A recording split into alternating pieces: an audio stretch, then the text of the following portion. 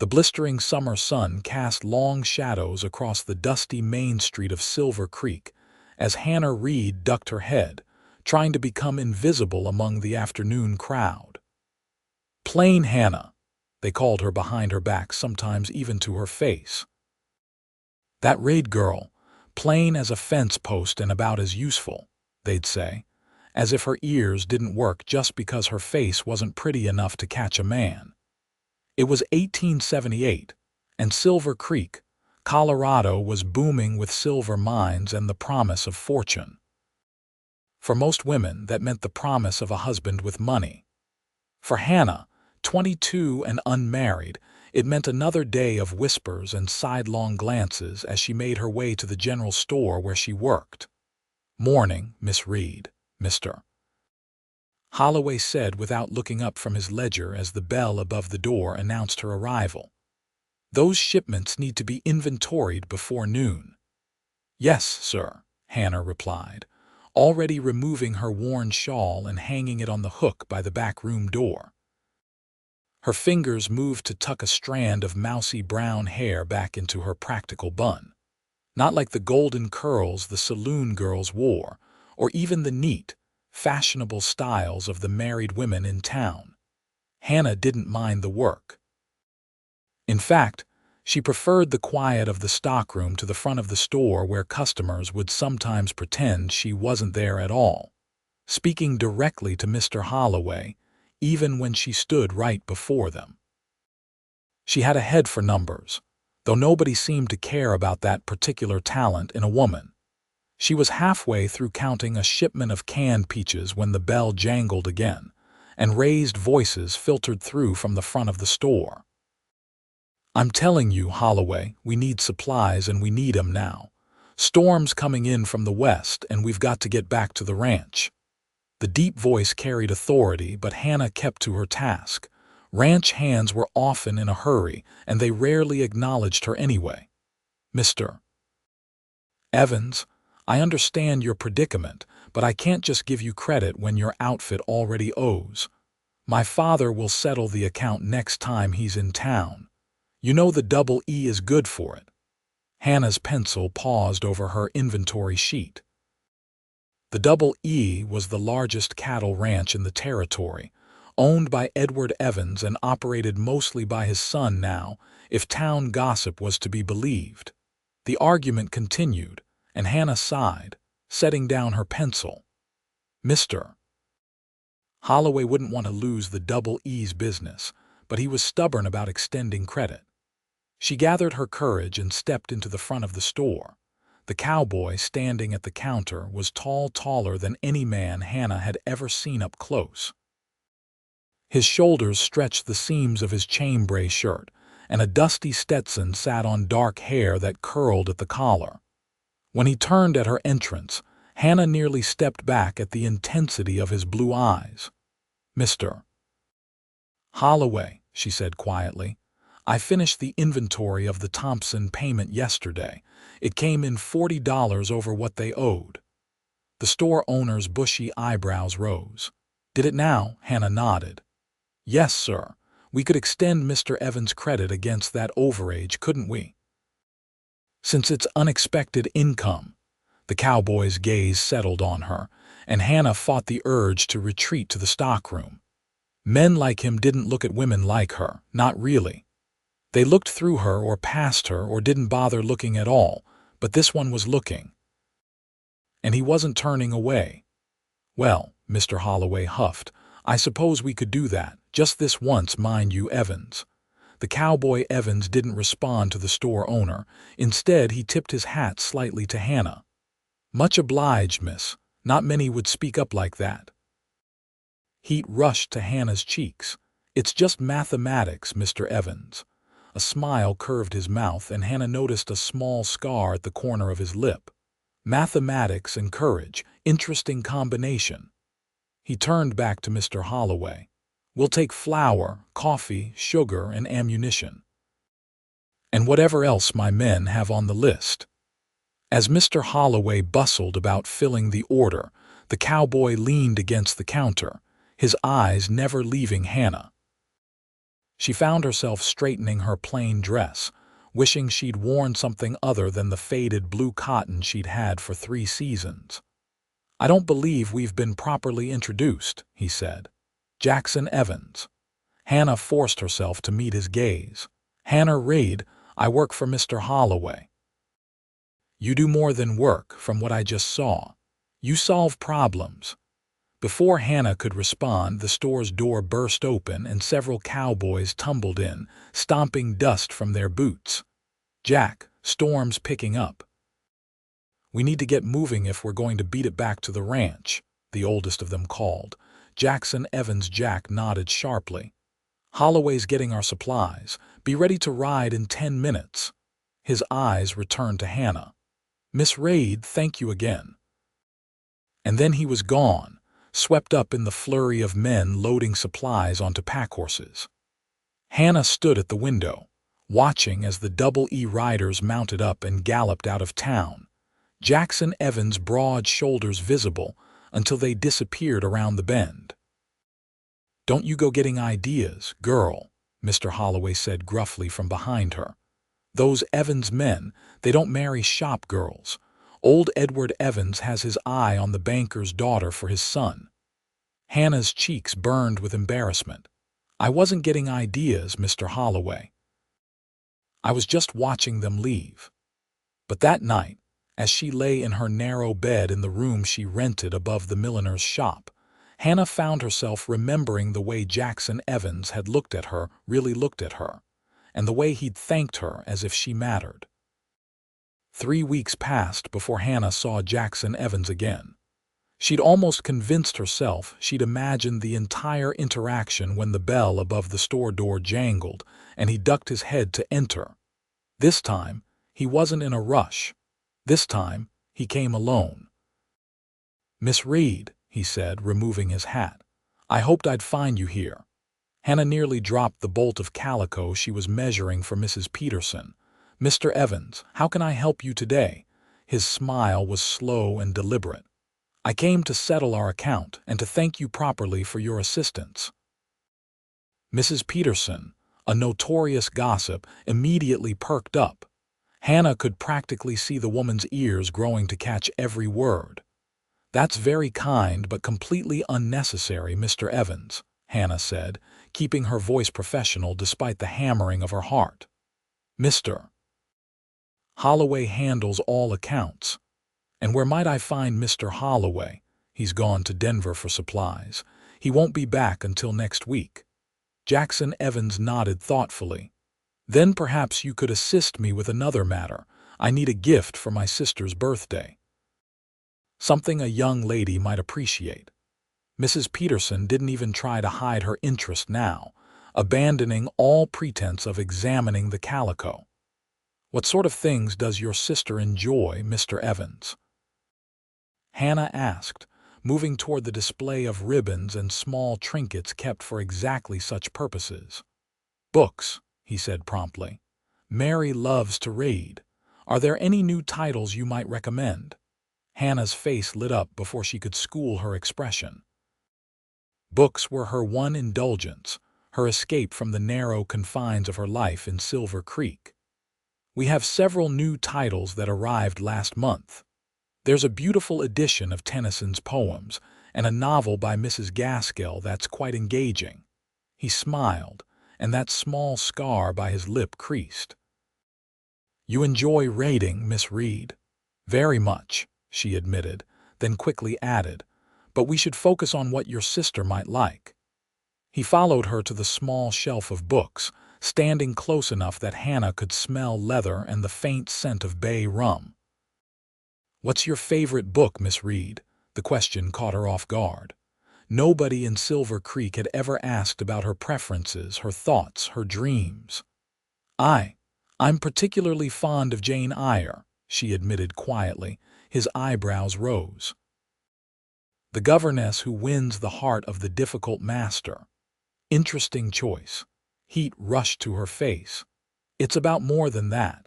It's about a woman who values herself despite what others see or don't see in her." Something flickered in his eyes, respect, perhaps, or understanding. I'd like both the Tennyson and the Gaskell then, and I'd like to know if you might be free to take a walk with me on Sunday afternoon." Hannah's breath caught. "Mr. Evans, Jack," he corrected. "My friends call me Jack." "Mr. Evans," she persisted, very aware of Mrs. Peterson's avid attention.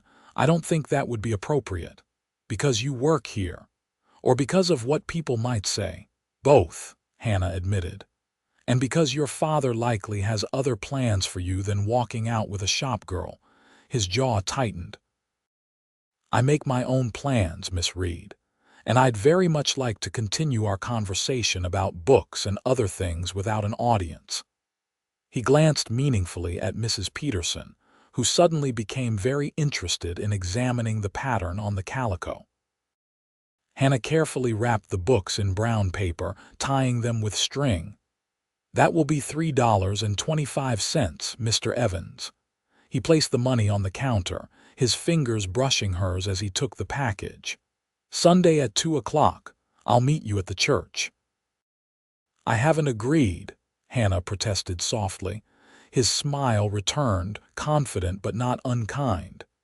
"Then I'll wait at the church on the chance you might change your mind."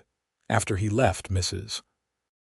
Peterson wasted no time spreading the news that Jackson Evans, heir to the double E, had been making eyes at plain Hannah Reid.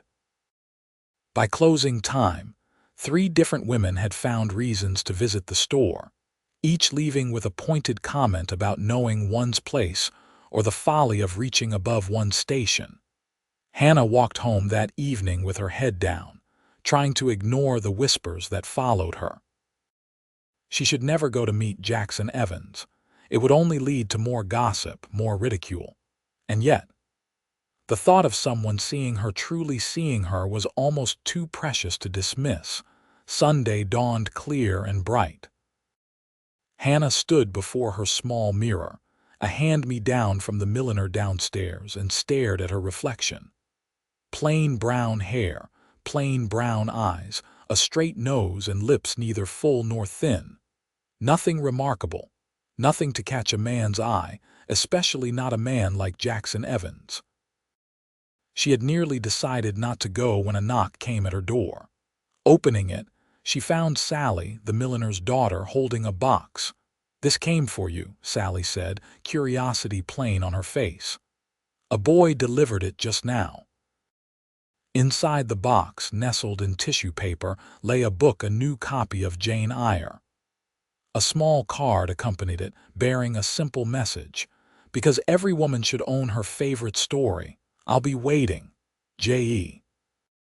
An hour later, wearing her best dress, a green cotton that brought out the amber flecks in her eyes, Hannah approached the white steepled church on the edge of town. True to his word, Jackson Evans stood waiting, dressed in clean clothes with his dark hair slicked back. When he saw her, his face broke into a smile so genuine it made Hannah's steps falter. "You came," he said simply.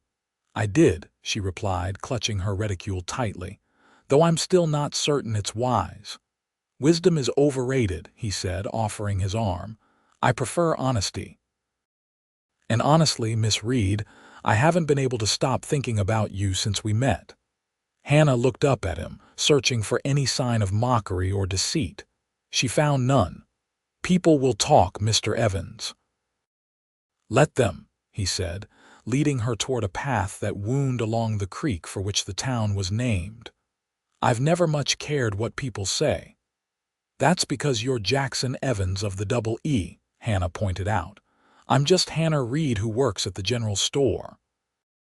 He stopped walking, turning to face her fully. "There's no just about you, Hannah Reid. Do you know what I saw that first day in the store? I saw a woman with courage and intelligence who wasn't afraid to speak up. That's rare anywhere, but especially here." "You don't know me," Hannah said, though her heart leapt at his words. "I'd like to," he replied simply. "If you'll let me." They walked for over an hour, talking about books at first, then moving on to their lives. Jack spoke of the ranch, his dreams of expanding it, the weight of his father's expectations. Hannah shared stories of growing up as the daughter of a failed prospector, of teaching herself bookkeeping from discarded ledgers, of her mother's death and her father's abandonment when the gold didn't materialize. "You've had to be strong," Jack observed as they sat on a fallen log beside the creek. Hannah shrugged. "I've had to survive. There's a difference." "Is there?" He reached over hesitantly and took her hand. His palm was calloused from rope and reins, warm against her skin. "I think survival takes strength, especially when you're alone." Hannah looked down at their joined hands, marveling at the contrast, his tanned and rough, hers pale and ink-stained from ledger work. "Why me, Mr. Evans? There are prettier girls in Silver Creek, wealthier ones." "Ones your father would approve of, Jack," he reminded her gently. "And I don't want the girls my father would approve of. I want someone real." When he escorted her back to town as the sun began to set, Hannah was acutely aware of the stares, the whispers, the shocked expressions. Jack either didn't notice or didn't care, walking tall beside her, tipping his hat to passers-by as if escorting Hannah Reid was the most natural thing in the world. At the foot of the stairs leading to her room, he stopped. "May I call on you again, Miss Reid?" Hannah hesitated, torn between the joy of the afternoon and the reality of their situation. "Your father will have opinions," Jack finished for her, "but they're his opinions, not mine. And the town will talk," he nodded. "Let them." Hannah took a deep breath. "Then yes, Mr. Evans. You may call on me again." His smile was worth all the whispers that would follow. "Jack," he corrected once more.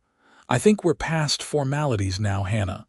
"Jack," she said softly, testing the name on her tongue. He lifted her hand to his lips, pressing a kiss to her knuckles that sent warmth spiraling through her. "Until next time, Hannah Reid." Over the next month, Jack called on Hannah regularly. They walked by the creek, rode in his buggy to a meadow filled with wildflowers. And once, scandalously, he took her to dinner at the hotel restaurant where only the finest folk in town ate. Each time, Hannah expected him to tire of the novelty, to realize that she wasn't special enough to warrant the gossip and the stares. Each time, he proved her wrong. Hannah began to believe that perhaps, just perhaps, Jack Evans saw something in her that no one else had bothered to look for. Something worth caring about. But reality came crashing down one stormy afternoon as Hannah was closing the store. The door burst open, admitting not Jack, but an older, distinguished-looking man with the same blue eyes and a face hardened by sun and determination. "You must be the Reid girl," he said without preamble. Hannah straightened her spine. "I'm Hannah Reid, yes, and you must be Mr. Edward Evans." He looked her up and down, making no attempt to hide his assessment. "My son has been making quite a fool of himself over you." The word stung, but Hannah refused to show it. "Jack is a grown man capable of choosing his own company, Mr. Evans." "Jack is the heir to the largest ranch in the territory," Edward Evans countered. "He has responsibilities, expectations to meet, a certain standard to uphold." "And I don't meet that standard," Hannah said quietly. "It wasn't a question." "You seem like a sensible girl," the older man said, his tone softening slightly. "Surely you see that this infatuation can't lead anywhere." Hannah thought of Jack's smile, his gentle hands, the way he looked at her as if she contained universes. "That's for Jack to decide, I think." Edward Evans sighed heavily. "I was hoping not to have to be indelicate, Miss Reid, but you leave me no choice. Jack is engaged." The world seemed to tilt beneath Hannah's feet. "I don't believe you. It's been arranged since she was 16. The daughter of my oldest friend, owner of the Circle M in Wyoming. The contracts are signed. The announcement will be made at the Founders' Day celebration next month." He reached into his coat and withdrew an envelope. "I'm prepared to be generous, Miss Reid. This is enough to see you comfortably established elsewhere, Denver perhaps, or even San Francisco." Hannah stared at the envelope but didn't reach for it. "You're trying to buy me off." "I'm offering you a chance at a new life, a better life than you could hope for here," Edward corrected. "My son has a momentary fascination with you, but it will pass. Don't ruin his future or yours over a summer dalliance." Hannah felt cold despite the warmth of the store. "Have you told Jack about this visit?" The older man's silence was answer enough. "I think you should leave, Mr. Evans," Hannah said, surprised at the steadiness of her voice when her heart was shattering in her chest. "And you can keep your money. I'm not for sale." After he left, Hannah sank onto the stool behind the counter, her mind racing. If what Edward Evans said was true, Jack had been courting her while engaged to another woman. The thought was too painful to bear. Yet if it wasn't true, the elder Evans had gone to extraordinary lengths to separate them. Either way, Hannah knew one thing with terrible certainty. She couldn't be part of Jackson Evans' future. 2 days passed with no word from Jack. Hannah told herself it was confirmation of his father's claims, that Jack had returned to his senses and remembered his obligation to his fiancée. She worked mechanically, ate without tasting her food, and fell into bed each night too exhausted even to cry. On the 3rd day, a commotion outside drew her to the store window. Jackson Evans was dismounting in front of the store, his horse lathered with sweat as if he'd ridden hard. When he entered, his face was thunderous. "Hannah," he said, striding toward her, "I need to speak with you, Mr." Holloway, who had returned from Denver the previous day, frowned. "This is a place of business, Evans, not a social club." "Then I'll buy something," Jack snapped, tossing coins on the counter. A moment of Miss Reid's time. Hannah stepped from behind the counter, her heart pounding. "It's all right, Mr. Holloway, I'll speak with Mr. Evans outside." Once on the boardwalk, Jack turned to her, his eyes searching her face. "My father came to see you." It wasn't a question, but Hannah nodded anyway. "Yes." "Whatever he told you, is it true?" Hannah interrupted. "Are you engaged?" Jack's jaw clenched. "My father signed papers with Jeremiah McAllister when I was 20 and his daughter was 16. There was never a formal announcement because I refused. I've always refused." Hope fluttered in Hannah's chest, but she tamped it down. "Your father seems to think differently."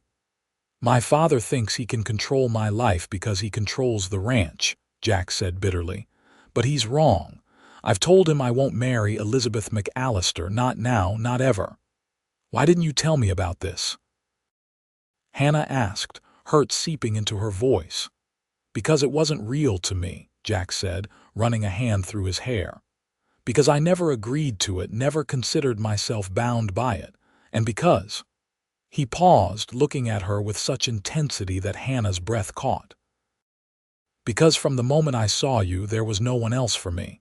"Jack," Hannah whispered, torn between hope and fear, "your father won't accept this. He offered me money to leave town." Anger flashed across Jack's face. "He had no right. He believes he's protecting you, and the ranch." "I don't need protection," Jack said firmly. "I need you, Hannah Reid, only you." A small crowd had gathered, drawn by the spectacle of Jackson Evans arguing with the plain shopgirl in the middle of Main Street. Hannah was acutely aware of the stares, the whispers, the judgment. "People are watching," she murmured. "Let them watch," Jack said, and to Hannah's shock, he dropped to one knee right there on the dusty boardwalk. "Let them see that I, Jackson Evans, am asking you, Hannah Reid, to be my wife. Not because my father arranged it, not because of money or land or status, but because you're the only woman I see when I look at the future." Gasps rippled through the growing crowd. Hannah felt lightheaded, caught between joy and disbelief. "Jack, you can't. Your father will disinherit you." "Then I'll build something new," he said without hesitation. "With you, if you'll have me." Hannah looked down at this man, this proud, stubborn, wonderful man kneeling before her in the dirt, offering her everything she'd never dared to dream of. "People will say you've lost your mind." "People," Jack said with a smile that crinkled the scar by his lip, "have been wrong about a great many things. They called you plain and useless. I call you the only woman I see." And then, as if to prove his point to the entire town of Silver Creek, Jackson Evans rose to his feet, pulled Hannah into his arms, and kissed her thoroughly, right there in the sunshine for all to see. 2 months later, Hannah Reid became Hannah Evans in a simple ceremony at the Silver Creek Church. Edward Evans did not attend, true to his threat to disown his son if he went through with the marriage. But Jack's sister Mary stood as witness, along with several cowboys from the Double E who had chosen to follow Jack rather than remain with his father. With their combined savings and a loan from the bank approved, ironically, because of Hannah's meticulous bookkeeping skills that had impressed the banker over the years, they purchased a small ranch on the eastern edge of the territory. It wasn't the Double E, but it was theirs. The first year was hard. They worked from sunrise to sunset, building fences, rounding up strays, planting a garden that would help see them through the winter. Sometimes Hannah caught Jack staring toward the west, toward the land that should have been his inheritance, and her heart would clench with guilt. But then he would turn to her, that smile with the scarred lip breaking across his face, and pull her into his arms. "Not for 1 second," he would whisper against her hair. "Not for 1 second have I regretted choosing you." By their second anniversary, the ranch was beginning to prosper. They had a modest herd, a sturdy cabin that Jack had expanded to include a small library for Hannah, and the beginnings of what might someday be a profitable horse breeding operation. And they had news that Hannah kept to herself until one evening when Jack came in from the barn, tired but satisfied with the day's work. "I received a letter today," Hannah said as they sat at their kitchen table. "From your sister." Jack's eyebrows rose. Mary wrote occasionally, but her letters usually arrived on predictable dates. "Is everything all right?" "Yes," Hannah said, sliding the letter across to him. "But there's more. Your father is ill, Jack. Mary thinks. She thinks you should come home." Jack's face hardened. "The Double E isn't home anymore. This is home." "He's still your father," Hannah said gently, "and he may not have much time left." Jack read the letter silently, his jaw working. Finally, he looked up. "I'll think about it." Hannah reached across the table, taking his hand. "There's something else I need to tell you, something that might make the decision easier." "What's that?" he asked, his thumb stroking across her knuckles. "You're going to be a father, Jack, by Christmas if the doctor's right." The transformation of his expression from surprise to wonder to absolute joy was something Hannah knew she would remember until her dying day. He was out of his chair in an instant, pulling her into his arms, lifting her off her feet in a circle of celebration. "A baby," he breathed against her neck. "Our baby." "Yes," Hannah said, laughing through happy tears. "And I think your father should have the chance to know his grandchild, to make amends if he wants to." The journey to the Double E took 3 days. Hannah watched as Jack grew more tense with each mile, his shoulders rigid with old hurts and complicated emotions. She didn't push, didn't pry, simply rode beside him in the wagon, her hand occasionally finding his in silent support. The ranch looked much as Jack had described it: sprawling, prosperous, intimidating in its size and scope. As they approached the main house, Mary came running out, her face alight with relief and happiness. "You came," she cried, embracing her brother, then turning to hug Hannah. "I wasn't sure you would." "How is he?" Jack asked, his voice carefully neutral, Mary's expression sobered. "Weak but stubborn as ever. The doctor says it could be days or weeks. They found Edward Evans in a large bedroom on the ground floor, propped up against pillows, his once robust frame now thin and frail. But his eyes, those piercing blue eyes, so like Jack's, were alert and sharp as they entered. "So," the old man said, his voice raspy but firm, "you decided to come after all." Jack stood stiffly at the foot of the bed. "Mary said you were dying." "We're all dying, son. Some of us just have a clearer timeline than others." Edward's gaze shifted to Hannah, standing slightly behind Jack. "Mrs. Evans, you're looking well." "Thank you, sir," Hannah replied evenly. An uncomfortable silence fell, broken only by the ticking of the large clock on the mantel. Finally, Edward sighed heavily. "I was wrong," he said, the words seeming to cost him dearly. "About a great many things, it seems, but especially about you, young woman." He nodded to Hannah. "The Double E has prospered under Mary's management, but she tells me your little operation is doing remarkably well, too." "We get by," Jack said, his stance softening slightly. "You do more than get by, according to what I hear," Edward countered. "You're building something solid, something that will last." His gaze returned to Hannah. "And I'm told it's as much her doing as yours." Jack's hand found Hannah's, squeezing gently. "Everything good in my life is because of Hannah."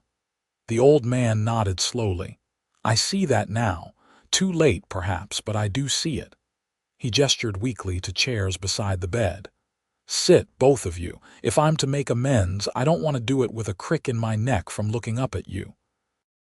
As they settled into the chairs, Hannah felt some of the tension leave Jack's body.